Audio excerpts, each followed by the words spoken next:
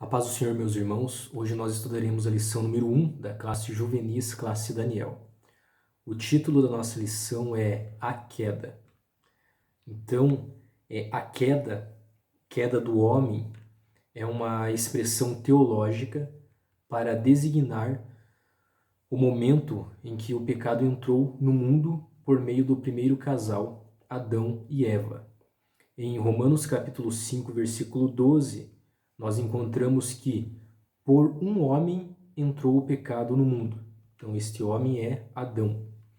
O nosso texto bíblico encontra-se em Gênesis capítulo 3, versículo 6, onde a palavra de Deus diz: Quando a mulher viu que a árvore parecia agradável ao paladar, era atraente aos olhos e, além disso, desejável para dela se obter discernimento, tomou do seu fruto, comeu-o e o deu a seu marido, que comeu também. Então, a ordem foi dada a Adão para não comer da árvore do conhecimento do bem e do mal. Em Gênesis capítulo 2, versículo 17, encontramos que Deus disse a Adão, disse assim: No dia em que dela comeres, certamente morrerás. Adão e Eva foram criados em total inocência e não conheciam o mal antes de desobedecerem a Deus. O homem foi criado para ser bom e reto, pois Deus disse: façamos o homem à nossa imagem, conforme a nossa semelhança, conforme encontramos em Gênesis, capítulo 1, versículo 26. Então Deus criou o homem para glorificá-lo, propagar a espécie e administrar o planeta. Deus deu ao homem o livre-arbítrio, que é o dom que recebemos de Deus, através do qual podemos desimpedidamente escolher entre o bem e o mal, conforme encontramos em Deuteronômio, capítulo 28, versículo 1, e também em Josué, capítulo 24, versículo 15, que ali nós temos a opção de obedecer ou não. É claro que tem uma consequência, né? Mas a opção, nós temos, né, o direito, digamos assim, de escolher o que devemos fazer. Então, sem o livre-arbítrio, não seríamos o que somos, né? Seres autônomos, conscientes da própria existência e de nosso lugar no universo criado por Deus. Por transgressão voluntária, o homem caiu, incorrendo não somente na morte física, mas também na morte espiritual, que é ficar separado de Deus. O pecado, portanto, originou-se na livre escolha das criaturas de Deus. É quando a serpente, né, em Apocalipse, capítulo 12, versículo 9, fala sobre a antiga serpente que se chama Diabo e Satanás. Então, quando a serpente tentou a Eva, ela começou com uma pergunta. Conforme Satanás, de vez em quando, faz. A pergunta foi assim: é assim que Deus disse? Não comereis de toda a árvore do jardim? Foi como se tivesse indagado: será que um Deus bom impediria alguma coisa que vocês quisessem? Em seguida, introduziu uma negação. É certo que não morrereis. Deus sabe que, no dia em que dele comerdes, se vos abrirão os olhos, e como Deus, sereis conhecedores do bem e do mal. Então, Satanás estava insinuando que Deus criara Adão e Eva à imagem dele e, por isso, queria que se tornassem como ele. No entanto, proibira aos dois aquilo que os faria ser como ele. Então Eva, deixando que a atenção caísse sobre a coisa proibida, começou a raciocinar que o fruto poderia ser realmente bom para ela. Satanás, pois não teve de apanhar o fruto nem de forçar Eva a fazê-lo. Ela mesma continuou a olhar para o fruto e fez a escolha. Ela apanhou o fruto, comeu e deu parte dele ao seu marido. Talvez conduzindo-o pela mesma linha de raciocínio que a levou ao pecado. No livro intitulado Guia do Leitor da Bíblia, encontramos que o fruto proibido está na árvore da ciência do bem e do mal. A palavra hebraica aqui, yada, sugere uma enorme gama de ideias. Contudo, o conceito básico para ela é tanto a capacidade de fazer distinções quanto de aprender. Já que Adão e Eva conheciam somente o bem, permaneciam inocentes, escolhendo e experimentando somente o que era correto aos olhos de Deus. Eles realmente nem mesmo viam oportunidades para errarem. A queda introduziu a capacidade de verem as coisas más e boas. Com isso, nasceu o desejo de experimentá-las. O Éden era um lugar perfeito. A partir daí, a humanidade poderia multiplicar-se e espalhar-se por todo o planeta, ampliando em amoroso trabalho o jardim que Deus plantara. Infelizmente, nossos pais caíram na tentação do diabo, né? E a fim de induzir a raça humana ao pecado, Satanás instrumenta um animal astuto e sagaz, a serpente, né, conforme Gênesis capítulo 3, versículo 1, e por seu intermédio dialoga com Eva, levando-a à apostasia, levando-a a se afastar de Deus. Então não podemos travar diálogos com o nosso inimigo, independente do meio que ele usar para nos convencer, pois pecaremos contra Deus. Adão era o guardião do Éden, mas não soube como resguardar a esposa, que acabou sendo seduzida pelo diabo. Iludida, Eva pecou, conforme encontramos em Gênesis capítulo 3, versículo 6. Adão e Eva deixaram-se levar pela concupiscência da carne, pela concupiscência dos olhos e pela soberba da vida, conforme encontramos em 1 João capítulo 2, versículo 16. Então, Adão e Eva pecaram de forma voluntária e consciente. Biblicamente, são os responsáveis pela introdução do pecado no mundo. Em Romanos capítulo 5, versículo 12, encontramos: portanto, da mesma forma como o pecado entrou no mundo por um homem, e pelo pecado a morte, assim também a morte veio a todos os homens, porque todos pecaram.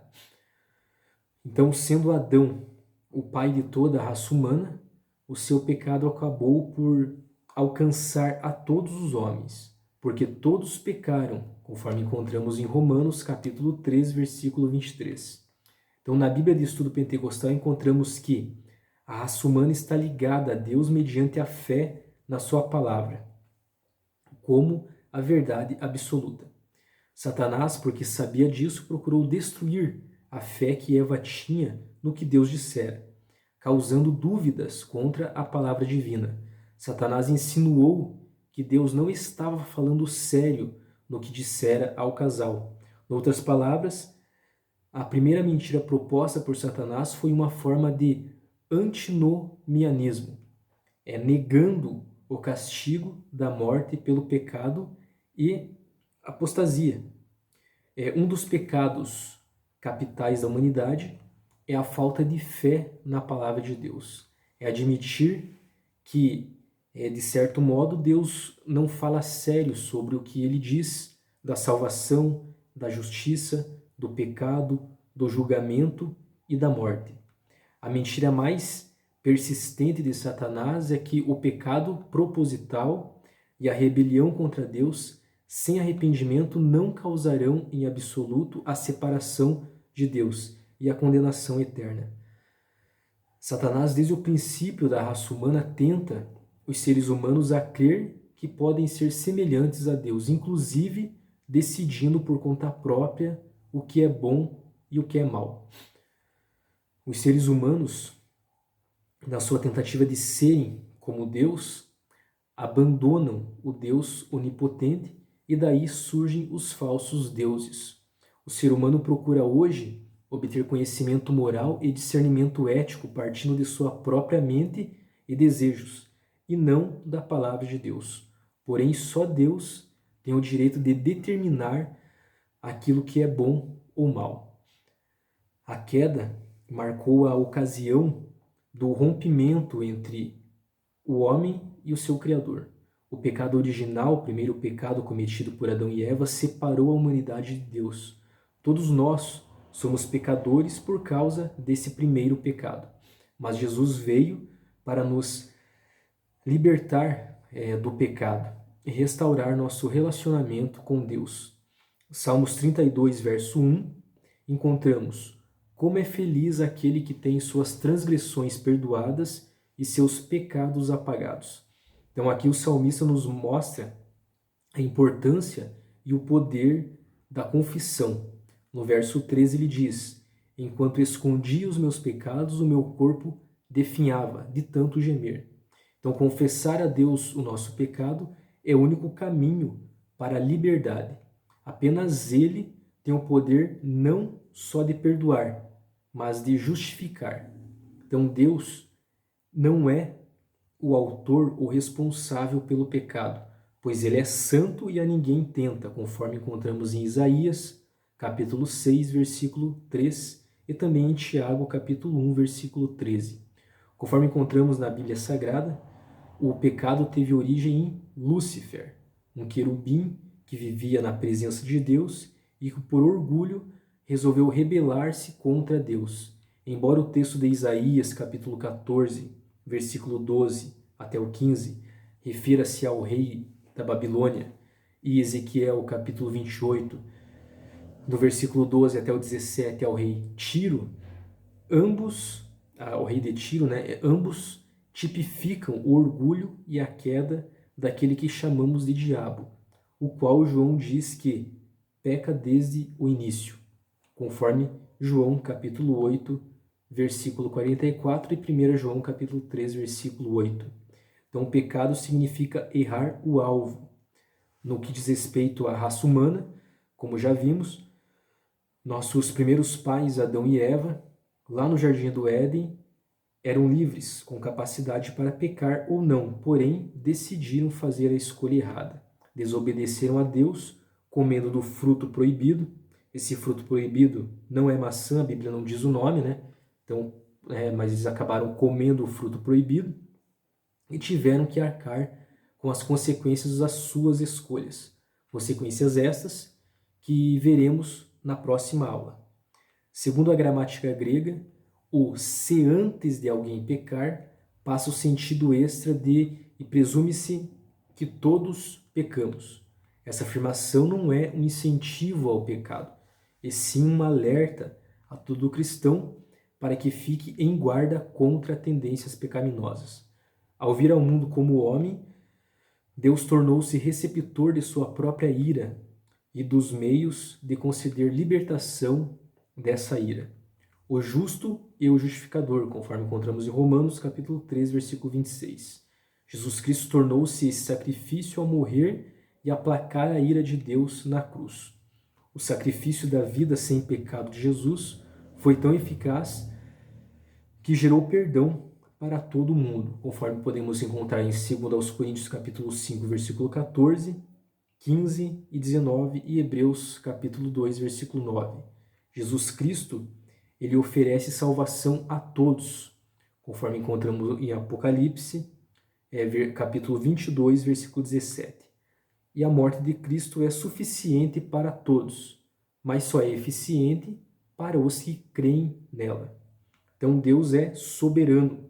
A soberania divina é o direito absoluto, irrestrito e inquestionável que Deus possui sobre toda a sua criação. Entre o livre-arbítrio e a soberania divina encontra-se a nossa responsabilidade. Deus permite-nos o direito de obedecer-lhe ou não, conforme podemos encontrar em Deuteronômio, capítulo 11, versículo 13. No entanto, ele nos chamará um dia para prestar contas quanto às nossas escolhas. Em Eclesiastes, capítulo 11, versículo 9, encontramos o seguinte: alegre-se, jovem, na sua mocidade. Seja feliz o seu coração nos dias da sua juventude. Siga por onde seu coração mandar, até onde a sua vista alcançar. Mas saiba que por todas essas coisas Deus o trará a julgamento. Então, o juízo final é uma realidade que aguarda a espécie humana na consumação de todas as coisas, conforme encontramos em Apocalipse, capítulo 20, do versículo 11 até o 15. Amém? Deus abençoe a cada um de vocês e até a próxima.